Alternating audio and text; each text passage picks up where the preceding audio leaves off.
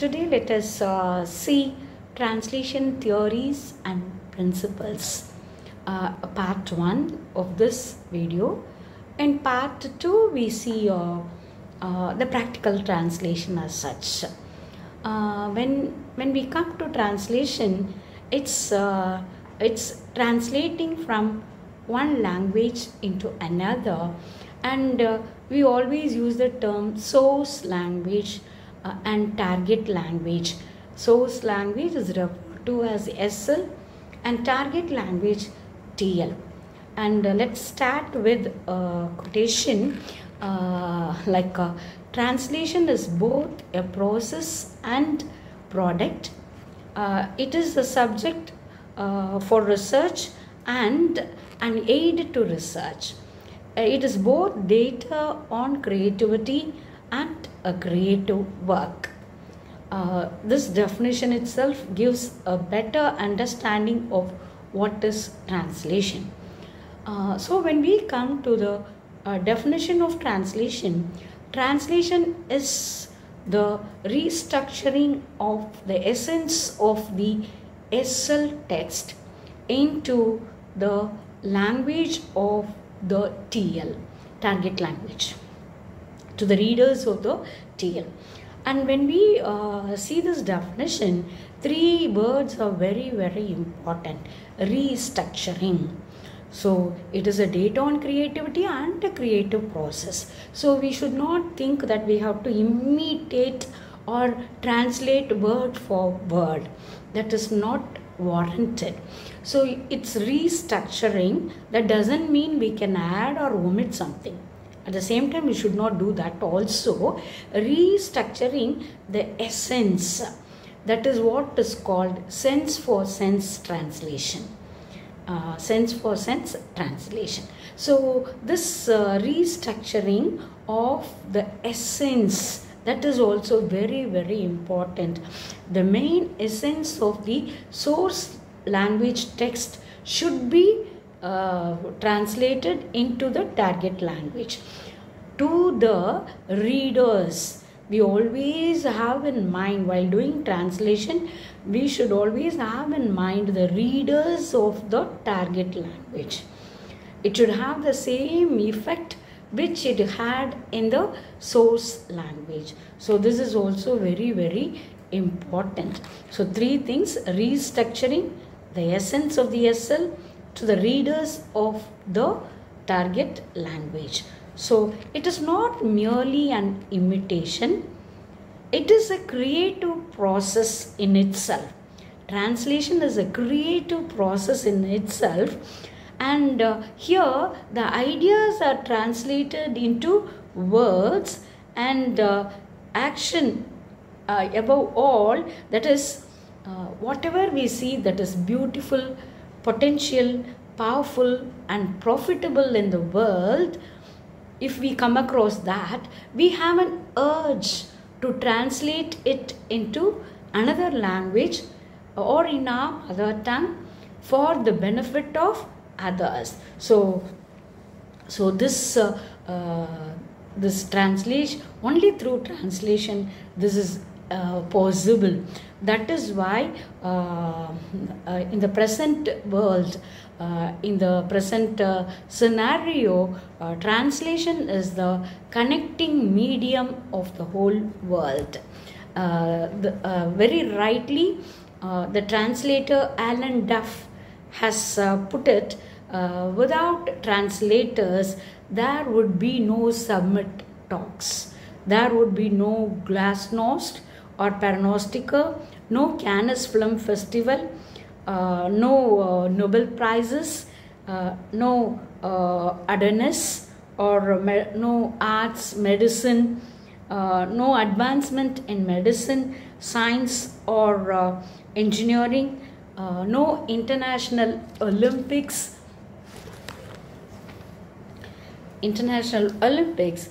no international law, no Hamlet, no war and peace, and translation is the only means of understanding in the present day world. With all its advancements, Only translation can help us, or it is the connecting medium of spreading understanding in the modern world. Whether it is trade or commerce, advertisement, whether it is news, sports, or movie, or anything like that, translation is a must. And when we come to translation, it is as I have already said, it is not an imitation, it is a creative process.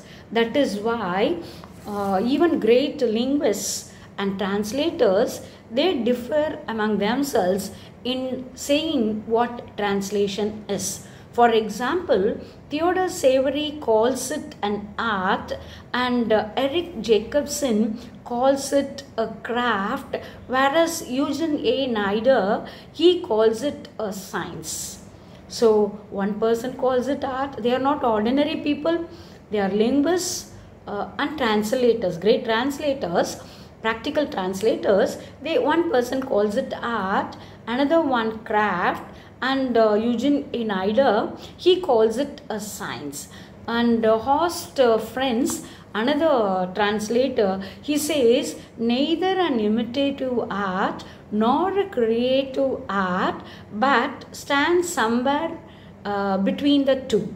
So it is neither an imitative art nor a creative art, but stands in between the two. So it is both an imitative art and also a creative art. That is how we have to take. And when we think of translation, we always have this problem of finding an equivalence or practical difficulties in translating. So for that, we have two great authorities who help us to find a solution or to find a way to do translation. And J.C. Catford, a linguist, he gives he says that we have linguistic problems in doing translation. That is that. And Eugene A. Neider, he is talking about the cultural problems that we face when we do translation. So, we have linguistic and cultural problems when we do translation. And J.C. Catford, he has written a book, a linguistic method for translation. And he's a linguist, of course, basically. And his definition of translation is the replacement of textual material in one language, that is SL, by equivalent textual material in another language, TL. So we have to take into consideration the word equivalent. That is very, very important. We should not just in a hurry, we cannot say this word can be put into the instead of this. We have to think over twice or thrice, and we must come to a conclusion, taking into consideration the context also. So J.C. Catford, he is saying replacement of textual material in one language by equivalent textual material in another language. And when we come to Neider, Neider is our cultural authority. He gives a way as how we can do translation. Culturally, how it is possible to do translation. And he says that translation consists in reproducing. We have to listen to Neider's words very carefully. Reproducing the receptor language, the closest natural equivalent. That's very, very important. The closest natural equivalent of the source language message, first in terms of meaning and secondly in terms of style. So Neider says first importance must be given to message and second importance to style. So that's very, very important. And another thing about NIDA's definition is the closest natural equivalence. We should not find some superficial word or something that is not fitting to that context. We have to be very careful about getting a natural closest equivalent to the what is there in the source text to the target language. So when we come to translation as such, it involves the following items. We have to remember that is two languages, that is the source language and the target language. So both at the same time, and we must know the linguistic structure of the languages, both the languages. Linguistically we must know, not simply the to speak or to write, but we must know both the languages linguistically, and the lexical terms, the words also we must be quite familiar with. Third, lifestyle, that is also important of both the language speakers. We must know the lifestyle of both the language speakers. And then history of both the countries or both the lands, and then culture, that is also very important. So only when we know the culture and history and lifestyle, we can understand, or we can do the we will not face that much of cultural problem in doing translation. So for that, knowledge of these things is required. Geographical position of the land is also very, very important. I'll explain each and everything one by one. And geographical position of the land is also very important of both the languages. First we will take into consideration the linguistic aspect. I said, isn't it, must know the linguistic of both the languages. For example, we will take the noun king. The word king has three forms in English, like king singular, kings plural, and possessive apostrophe kings. So three forms of the word noun king. But whereas in Tamil we have many endings of the word king, like arasanukku, arasanudan, அரசனுக்காக, அரசனோடு, அரசனான, அரசன், அரசனின், அரசனையா, அரசனா, அரசர்கள். Likewise, we have many endings in Tamil. Must be familiar with both the linguistic forms. And when we come to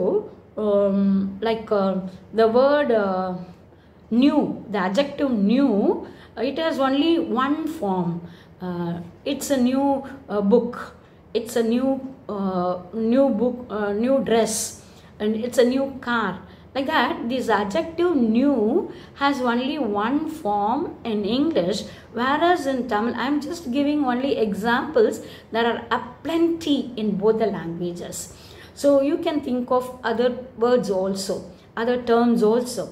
In Tamil, pudiya, pudiyadu, pudiyana, pudiyavai, pudiyavan, pudiyaval, pudiyavargal, pudiyada, pudiyaduva. Like that, you can just have many endings in Tamil. So this is linguistic. And when we come to lifestyle, in Arabic, for objects of camel behavior, they have plenty of words. And in English, they have many words for light and water. And in French, for types of bread, they have many words. In Tamil, we have many words for wind and air. Nearly 30 words said in Chudamani. And the land, geographical land is very important. Due to that, we have language development also. Like Eskimos use 20 different words for snow, whereas in Tamil, we have only Urai Panis. For snow, we use only Urai Pani. And whereas 16 words for ice, Eskimos have 16 words for ice, but we have only snow, yes, for Urai Pani. So in a land like India, where we have 1652 spoken languages, 40 nationalized language, and only 18 official languages, translation is mandatory. It's very, very important, and at present it's very, very important all over the universe. So when we come to the cultural problems, actually Eugene A. Nida is a missionary. He went to Guayca, the African country, to spread his religion. And there what happened, before spreading, he reads the people, the culture, and when he was about to do translation of the Bible into their language, he was a bit confused, because even for the word like goodness, they have instead of a dichotomous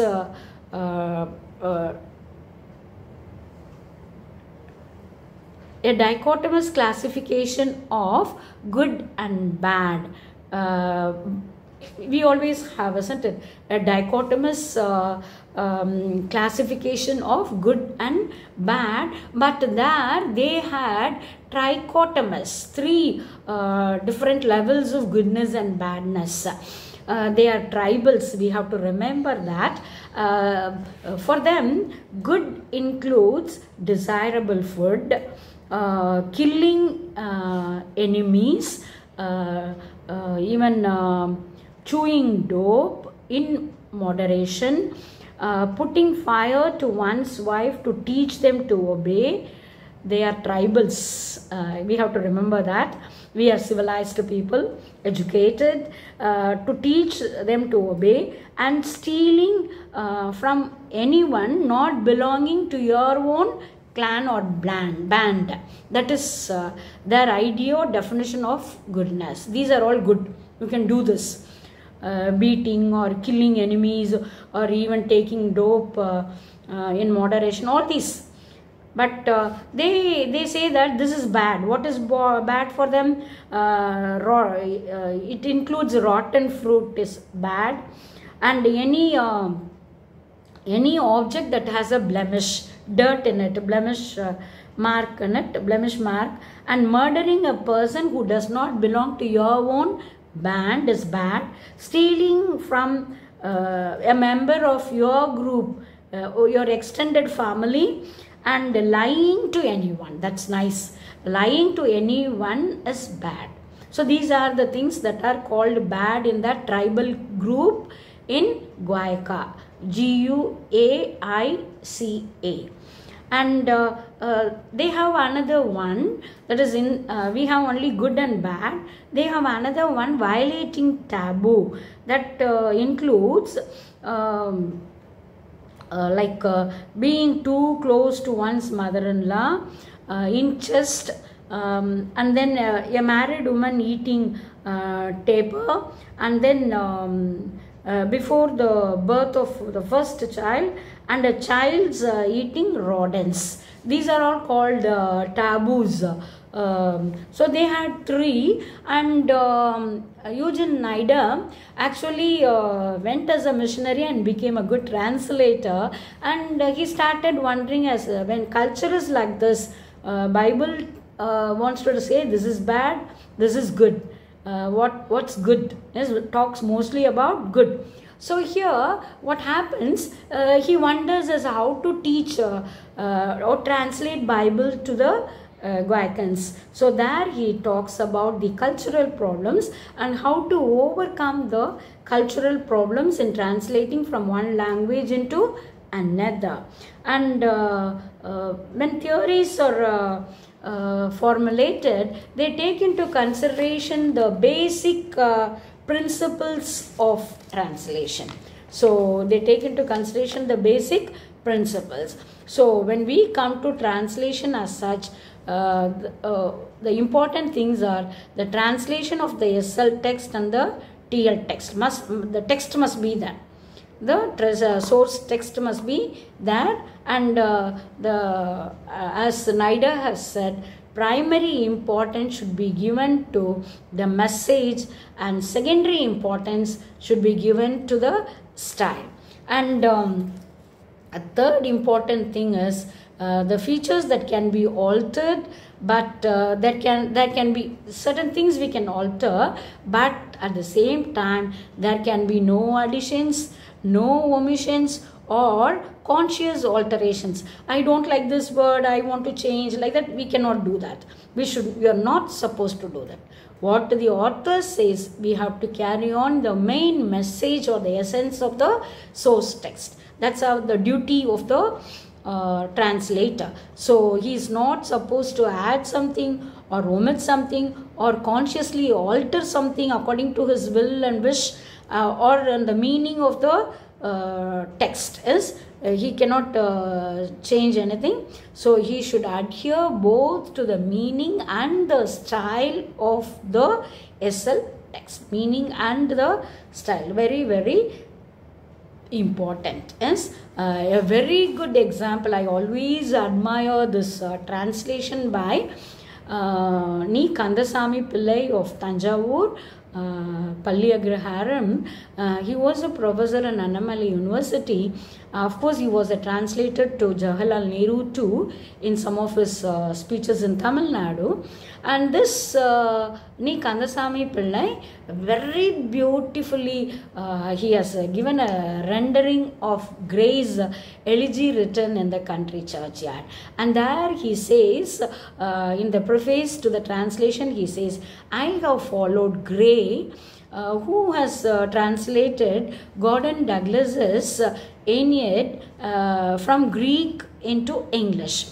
And while translating that, in that book, Thomas Gray has said that when you do translation, you should always end with the same line, especially in the case of poetry, and it's better that you adhere to the style also.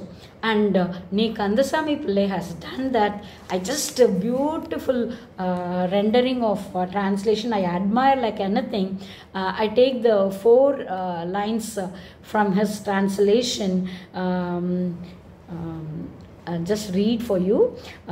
Full many a gem of purest radiance, ray serene, the dark unfathomed caves of ocean beer, full many a flower is born to blush unseen and waste its sweetness on the desert air. This is Gray's poem, Elegy Written in the Country Churchyard. He has changed, altered the words or something like that, but no change in the essence. Excellent. And it also goes like a Tamil poem also. Beautiful it is. Ennariya Masalmani Tuyavali Kalva Iringadal Ilepariya Karungugayin Paladu Ennariya Malarpirappa Malarbadellam Kana Iniyamanam Palai Ondru Vali Varide Ugukka. So very beautifully he brings in, without omitting any single word or idea or concept or essence, very beautiful translation of the whole poem is being done by Ni Kandasamy Pillai. And the next thing is the chief aim to find an equivalent in TL for the meaning of the SL text. That is the chief aim. Why do we translate? Bring in the essence, the meaning, to find an equivalent for that word. So meaning should be close to the context of the SL text, and it must also appeal to the flair and feeling of the TL readers. Readers are also very, very important. Not only in criticism, reader response theory, but even in translation, you must always have in mind the readers, how they will accept. We'll see the different types of readers also. We should decide that also, as to whom we are going to do the translation. The readers also we have to take into consideration. Very, very important. So above all, it must concentrate or create the same reception as in the SL system. SL system, the book may be very famous, and the same fame it should bring in translation also. Yes, we have come across so many books, isn't it? Translations, like right from the Greek days, we see Roman days, how they did translation. Yes, so in translation, a very, very important thing is the meaning of the SL text, the linguistic features, the cultural background of both SL and TL readers, and the similarity in meaning and style. And the last thing is the distribution of formal and dynamic equivalence and the expected response in the TL. So formal correspondence and dynamic equivalence, these are NIDA's words. For word translation, he uses the word formal correspondence, and for sense, he uses the term dynamic equivalence. For example, if you say take the chair, it doesn't mean somebody has to take the chair or lift the chair. It is தலைமையேற்று நடத்து, தலைமையேற்று நடத்து. To set on foot, set on foot is ஆரம்பி, தொடங்கு. Then out and out, முற்றிலும், முழுமையாக, like that. And to be at one's own ends is சிறு சிறு பிரச்சனை. Is one's own wits ends. One's own wits ends. It is குழப்பத்தில் இரு. Wit is intelligence. குழப்பத்தில் இரு. Teething problem means சிறு பிரச்சனை. சிறு பிரச்சனை. An uphill struggle, மிக கடினமான உழைப்பு. So while doing translation, we see that we have to take into consideration the meaning, and we should not alter or omit or change the meaning. And for example, we have even this cultural, Greeks had no faith in translation. Earlier stage, in ancient Greece, they had no faith in translation, but the Romans, they started learning Greek, but they never they did not translate much of Greek books. They did not do that, but they started learning Greek, but translated a little from Greek. That is very, very important. Yes, and actually this concept of word for word translation is right, sense for sense translation is there right from the beginning. All the translators from Roman days, they are for sense translation. They are not for formal correspondence, in the words of Eugene Oneida. And the French humanist Dolet is the very first person to formulate a theory of translation in the year 1540. The French humanist Dolet, D-O-L-E-T. He is the first person to formulate a theory of translation in 1540. And his work is how to translate well from one language into another. He is talking about how to understand the sense and meaning, how to bring it in, how to clarify it, clarify the obscurities. If something is not clear in the original, you can clear it, present it clearly in the translation. And he also says, Dolet also says, certainly avoid word for word translation. All translators, practical translators, Like even in our own days, Mahakavi Bharati, Rabindranath Tagore, Sri Aurobindo, Rajagopalachari, everybody says that. Avoid word for word translation. That should be certainly avoided, and we should always use the forms of speech that is common or in vogue. That is very, very important. We choose and order words accordingly. That is also very, very important when we do translation. And even in Tolkappiyam, in our Tamil grammar book, we have about a translation. Toguthal, Virithal, Tohai Viri, Mozhibeyarthu, Adarpada Aathalodu Anai Marabinave. He says, consolidate, expand both.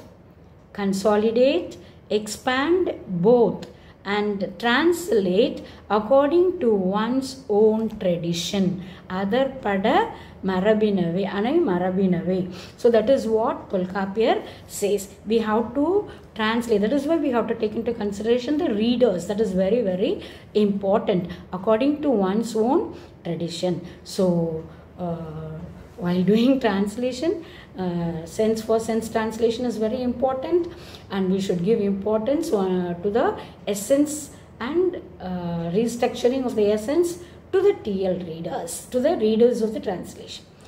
So when we come to the role of the translator, we saw that he must be well versed the linguistic features of the both the languages. Then he should be familiar with the geographical land, lifestyle, history, culture, all these things we saw.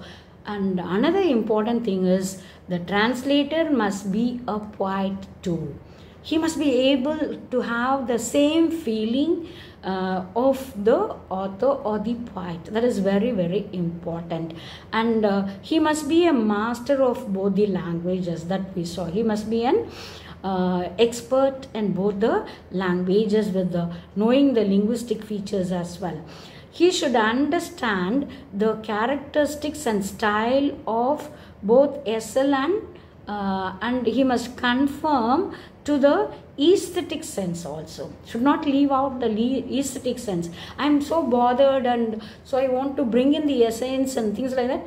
We should not forget the aesthetic thing, because art gives fulfillment and joy and pleasure only when there is aesthetic sense. So we should have that, we should never forget the aesthetic canon of the text also. That should also be there. So should give the complete understanding of the SL text. And already as far as the translator is concerned, the writer has to worry about what I should write about context and things like that. But as far as the translator is concerned, the context is already there. It is known to him.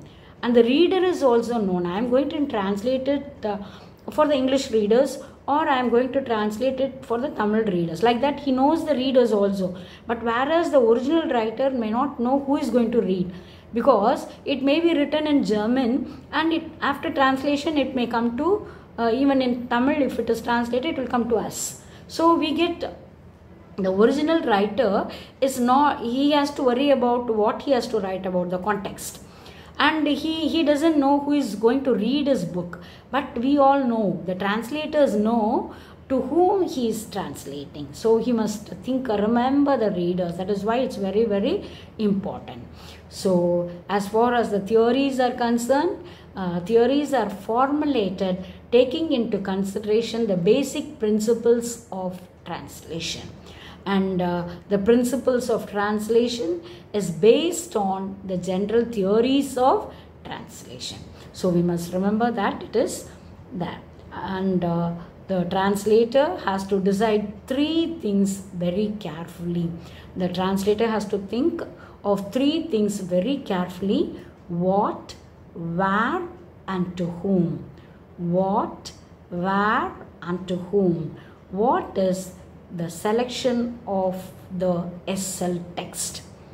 the selection of the SL text. What text I am going to translate, where the content of the SL text, hence what it is going to be about, hence what will be the where is the content of the essence of the text, and to whom I am going to translate, hence, and there comes the readers. As I told you, as far as the readers are concerned, they read for different purposes. So we have different types of readers also, and actually in translation 3 types of readers are visualized. That is, the first type is who does not know the alien language but reads the translation from a genuine natural interaction of literature of that language. So without knowing the language, reading the text translation is the like without knowing English, you can read the stories of Shakespeare, even about Khalil Gibran, or all the other works. Even without knowing the language, even an ordinary person who doesn't know English can read Shakespeare through translation. And second type is the student of the language who learns that language by reading its literature through translation. So the learner of the language, that is like we study English, and we learn that language by reading the literature through translation. Certain things through translation, like German and Wild Duck and other things we study.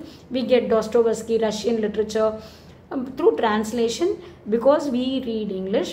Through English we get all those translations. And like Gorky and Ibsen and so on, example. And third is who knows both SL and TL. Once again, Tamil students who read Tirukkural. Tirukkural is prescribed for us in PG.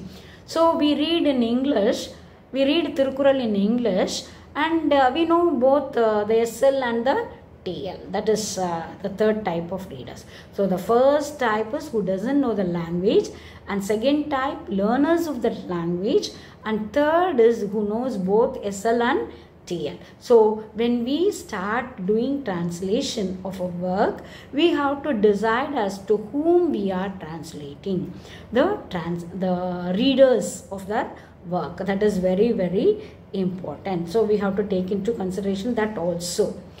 So next is, when we think of the types of translation, various translators started giving right from 1954 Casagrande.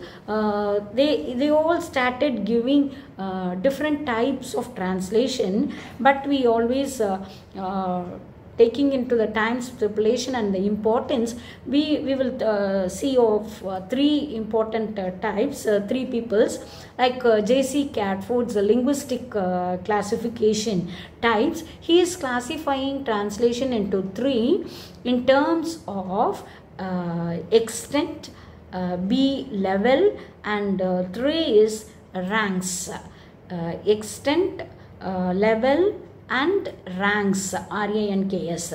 When he says extent, he means full or partial. Full versus partial, that is extent. When he talks about the levels, he means whether it is a total or restricted. Here total means replacement, whether grammar and lexics, phonology or graphology. That is the replacement is total. Grammar, lexical items, phonology and graphology. But when it is a restricted thing at any one level, whether it is grammatical level or lexical level or phonological level or graphological level. So third is rank. Rank is rank bound and rank free or unbound. Rank bound and rank unbound. When he says rank bound, he says that rank is or a grammatical or phonological or that is grammatical or phonological or hierarchy at which translation is equivalent is established, whether at the phonological level or grammatical level. Yes, whether the hierarchy is established at phonological or graphological level. That is that. And when it comes to rank bound and rank free, he explains at what level we are going to find equivalence. Yes, we have to decide that. That is the three types of translation that J.C. Catfoot talks about according to extent, level and rank. And when we come to in literature, we have to take into consideration the TL grammar also, the grammar of the target language, and because it is with the change in words, there is a change in structure also at any rank and or group to group or clause to clause. The change may be there at word level or clause level or phrasal level. So we have to take into consideration whole structure as such, group level or clause level, like that we have to decide. And for example, in English, I just give few examples. In English, we always say this is a book, this is a chair, this is I am a teacher, this is a tree, a tree, a teacher, a chair. But in Tamil, we always say idu puttagam, idu maram, orun solla mattom, idu maram, idu palagai, idu mejai. Like that we say that in English. So this rank shift we have to remember. Yes, and likewise in English, if you say a sentence like this, he came in Rajdhani Express from Chennai at 2 p.m. He came, subject, immediately after the subject we get the verb. He came, adukapram we get the whole thing. How did he come? In Rajdhani Express. From where did he come? Chennai. When did he come? At 2 p.m. Yes. And whereas when we translate this, he, but came is not translated immediately. சென்னையிலிருந்து ராஜதானி விரைவு ரயிலில் மதியம் 2 மணிக்கு வந்தார். Yes, came comes only at the extreme end. This is the structure of Tamil sentence. That is, அவர் சென்னையிலிருந்து ராஜதானி விரைவு ரயிலில் மதியம் 2 மணிக்கு வந்தார். So this we have to remember. Rank shift, this is what. Yes, and like scissors, bring the scissors, katrikol konduva. Scissors in English, but in Tamil katrikol. Like sheep, both singular and plural, sheep in English, but in Tamil the sheep are in the fold, are அதை வச்சு நம்ம என்ன பண்ணுறோம், செம்மறி ஆடுகள் பட்டியில் உள்ளன. So we have to remember that. Likewise class shift கூட சொல்கிறார், he wrote fast அப்படின்னு. வேகமாக எழுதினான்னு நம்ம சொல்ல முடியாது. தமிழுக்கு தகுந்த மாதிரி மலமளவென்று எழுதினான் அப்படின்னு தான் சொல்லுவோம் இல்லையா. ஸோ அவன் மலமளவென்று எழுதினான். So these are the shifts that we can have. This is what he says in rank bound and rank unbound. அது எப்படி பண்ண போகிறோம் அப்படிங்கிறது we have to decide. And Eugene Nida is a great authority as far as cultural translation problems are concerned, solutions are concerned. He is talking about formal correspondence and dynamic equivalence.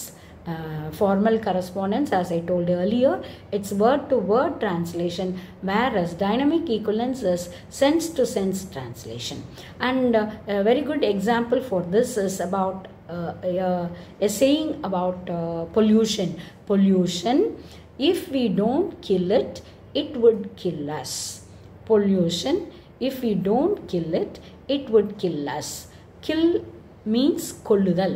So if we do word for word translation, we have to say மாசு அதை நாம் கொல்லாவிட்டால் அது நம்மை கொல்லும்.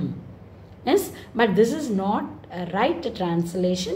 So what we have to do, அதை நாம் கட்டுப்படுத்தாவிட்டால், if we don't kill, அதை கட்டுப்படுத்தாவிட்டால் அது நம்மை அழித்துவிடும். So this is how we have to do that. So when we come to types of translation, basically three types. Even Subrahmanya Bharatiyar, of his translation of Rabindranath Tagore's prose, he advocates free, conceptual or sense for sense translation. I said right from Roman days they do sense for sense translation, and Bharati says, மேலே ரவீந்திரனின் வார்த்தைகளை அப்படியே மொழிபெயர்க்கவில்லை, சாராம்சத்தை எனது பாஷையிலேயே சொல்லி இருக்கிறேன். This is how Bharati writes. And when we comes to types, there are three phases in translation according to Goethe. Goethe. Goethe. According to Goethe, there are three phases: paraphrasing, second transcreation or adaptation, and third is total translation. And we'll see what is paraphrasing. Paraphrasing is we focus, main focus is on the context, on the essence, on the idea, and we want to understand the text. That is the main purpose in paraphrase. What is there in the text we have to understand, nothing more than that. We don't want to add anything. So understanding of the text, that is very important. And this is paraphrasing is mostly used in recent scientific developments, inventions, and processes of the inventions, news about science and research and other results, medicine, critical views published in magazines and journals, not verbatim. Need not exactly translate word for word. You can give the main essence of the message, of the context. Yes, that is very, very important. It is neither word for word, nor phrasal, nor syntactical or conceptual. Yes, do not follow any order. Just take the main essence and you give it in your words. So this is how many have done, translated Homer, Dante, Goethe, Shakespeare, Milton, and others. Even our Indian great Indian epics like the Ramayana and the Mahabharata, translated even into English by Rajagopalachari, paraphrased. He is giving, we know Mahabharata runs to episodes and episodes, but he gives it in a thin volume which runs to some 300 pages. So Charles Lamb has done a paraphrase of the Tales from Shakespeare. The plays he is giving in some 20 pages or 25 pages, Tales from Shakespeare. And Kana Subramaniam, a Tamil writer, very beautiful. He has translated 15 languages from 15 world famous novels. 15 world famous novels for ordinary people who do not know English. They can read it and enjoy the greatest classics of the world, from the Norwegian, Russian, American, Spanish, English, Swedish, Germany, French, Polish, and Italian. From all these languages, 15 world famous stories are translated into Tamil, yes, by Kana Subramaniam. This is paraphrasing. Yes. Next is adaptation. When it comes to adaptation, it is nativization of the SL text. You take the story, you nativize for your readers. That is what we do. Main focus is here the content. And It is to introduce the culture. What is the purpose of adaptation? To introduce the culture and literature in local colors. To introduce culture and literature in local colors. And here it will be, of course, close to the spirit of this original, but far away in the linguistic features. Words and linguistic features, everything according to the writer's own wish and will, but the main essence, the spirit will be the same. Like Dante, Goethe, Guy de Maupassant. Then very good example is yes, very good example is Valmiki's Ramayana. In Ramayana is the essence is taken by Kambar, and he has given the Kamba Ramayana in Tamil according to the Tamil culture and literature. Yes, and it's called Kamba Ramayana, and we know that many places like the description of Shugrivan's enjoyment, he has cut it short according to Tamil culture. Yes, and very beautifully he has taken the main essence of Valmiki Ramayana and gives it to the Tamil readers. Yes, it also stands as a great epic in Tamil. Yes, the Ramayana, the Kamba Ramayana. Yes, excellent. Yes, and another very good example is Kavimani Desiga Vinayagam Pillai's book. Edwin, he has adapted Edwin Arnold's The Light of Asia as Asya Jyoti. Light of Asia, Edwin Arnold's into Asya Jyoti. Like Fitzgerald, Umar Khayyam, Fitzgerald calls transcreation a live sparrow. He calls translation a live sparrow, uirulla kuruvi அப்படிங்கிறார். But whereas he prefers it for a translation, a stuffed eagle. Our translation is not for translation. He calls translation a stuffed eagle, dead eagle, which is stuffed. But whereas he calls transcreation a live sparrow with life. Yes, that is what he is doing. So the third type is a third phase is the total translation. Here the focus is both the content and the style, and it can be poetry or prose or essay like or drama, is whatever it may be. Yes, it may be like that, and it is followed like the Bible, Tirukural, then Homer, Dante, Shakespeare, Milton, Tagore, Aguilin, Tagore's Gitanjali, Aguilin's novels, many now, Kalki's, Ashokamitran's, Jayaganthan, Rajam Krishnan, and so on. Many writers are translated now, total translation, the whole text is translated. So when we talk about theory and practice, we take into consideration the total translation. So when we talk about translation, literary translation is very it poses many problems. Literary translation or total translation poses plenty of problems, and especially linguistic and cultural, and we cannot say this is the best translation.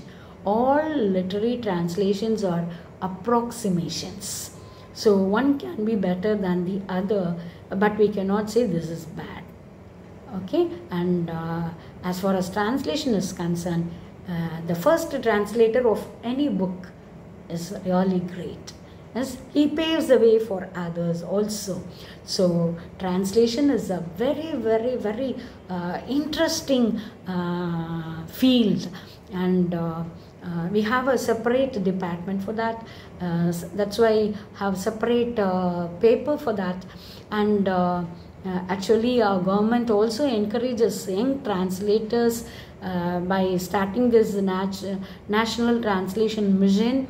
And those who are interested in translation can register this under various heads, around 26 fields. You can register yourself and you will get work to be done at your speed, and you will be paid for it also. So above all, doing translation gives us a sort of satisfaction, and while you are in the process of doing translation, you will be always obsessed with this word or that word, always word. You will be searching for the right word, taking into consideration your context. Until you get the word, you will not continue. So translation is a very pleasant job, very pleasant. It may be a demanding, maybe very much demanding, but it's really worth the demand, and you will find real satisfaction in doing or finishing the translation. And above all, you are helping others to read what is the potential thing or beautiful thing that you have come across in your life. So sharing your knowledge, that's also really great. So do translation, be interested in translation, and always carry on, like Bharati, what Bharati has said, எட்டு திக்கும் சென்று இலக்கியங்கள் கொணர்ந்திங்கு சேர்ப்பீர். We must bring in from all the directions and translate it into the language that in which we are an adept. So that's very important. So it's we must also remember that though people may say of the hardships, difficulties, focus on untranslatability and difficulty in finding an equivalence, it's a very pleasurable job, and it also can fetch Nobel Prize. Like Tagore has got his Nobel Prize for his translation. Yes, it can fetch even Nobel Prize. So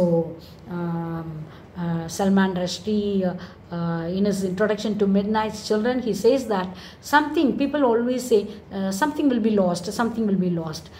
Yes, something may be lost, but something will also be gained. That is what Salman Rushdie says. So something will be definitely gained in translation.